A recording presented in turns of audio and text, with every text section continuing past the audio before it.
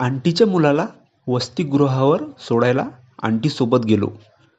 परत येताना रात्र झाली. मग आम्ही हॉटेलवर मुक्काम केला. आंटी आणि मी एकाच गादीवर. नमस्कार मित्रांनो, स्वागत आहे तुमचं आमच्या चॅनलमध्ये. तुम्ही जर अजून आमचं चॅनल सबस्क्राईब केलं नसेल तर प्लीज चॅनलला सबस्क्राईब नक्की करा. मित्रांनो, मी विशाल. माझं पदवी शिक्षण होईपर्यंत मी तर बाहेरच राहिलो होतो. आता मी माझ्या गावी आलो. खूप वर्षापासून मी बाहेरच राहिलो होतो. आता मला गावाकडे काही करमत नव्हते.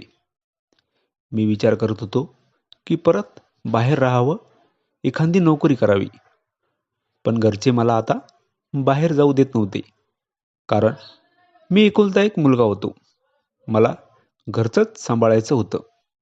मी जर बाहेर नोकरी गेली तर घरी कोण बघणार? घरच्यांना मी नेहमी टोमणा मारायचो. मला जर घरीच ठेवायचं होतं तर एवढं कशाला शिकवलं? पदवी होऊन 1 वर्ष झालं होतं. मी घरीच होतो. माझ्या घराशेजारी एक आंटी राहत होती. त्यांचा नवरा सरकारी नोकरीला होता.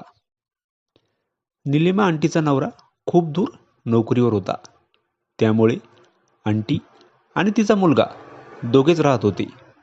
निलिमा आंटी नोकरीवाल्याची बायको होती.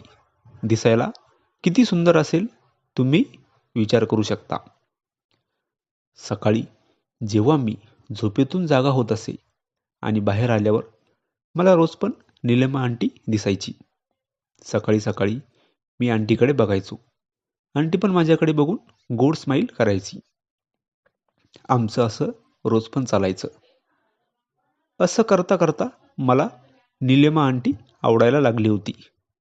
एक दिवस सकाळीच निलिमा आंटी आमच्या घरी आली आणि मला म्हणाली, विशाल, माझ्यासोबत येतो का? माझा मुलगा वसतिगृहामध्ये आहे, त्याला सोडायला जायचं. मी तर लगेच हो बोललो. माझी बाईक घेऊन आम्ही आंटीच्या मुलाला सोडायला गेलो. मुलाला वसतिगृहामध्ये सोडलं. जेव्हा आम्ही परत निघालो, निलिमा आंटी बाईकवर आता मला एकदम चिटकून बसली होती. रस्त्याने आंटीने मला विचारलं, विशाल, सकाळी तू मला बघत असतो ना? मी तर शरमलो होतो. नंतर आंटी म्हणाली, तुझ्या मनात माझ्याबद्दल काही फिलिंग असेल तर सांगून टाक. तसं पण माझा नवरा दूरच राहतो.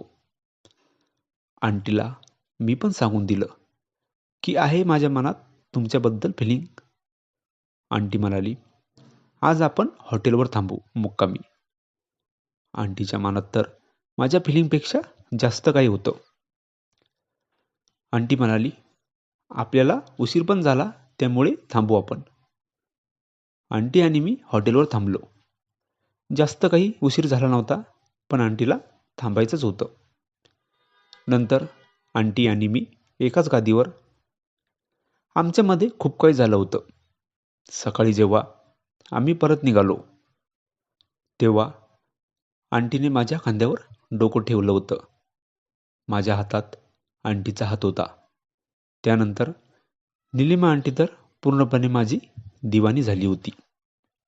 ही कथा पूर्णपणे काल्पनिक असून वास्तविक जीवनाशी काहीही संबंध नाही.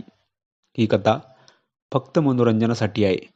मित्रांनो, कथा आवडल्यास चॅनलला सबस्क्राईब करा. धन्यवाद.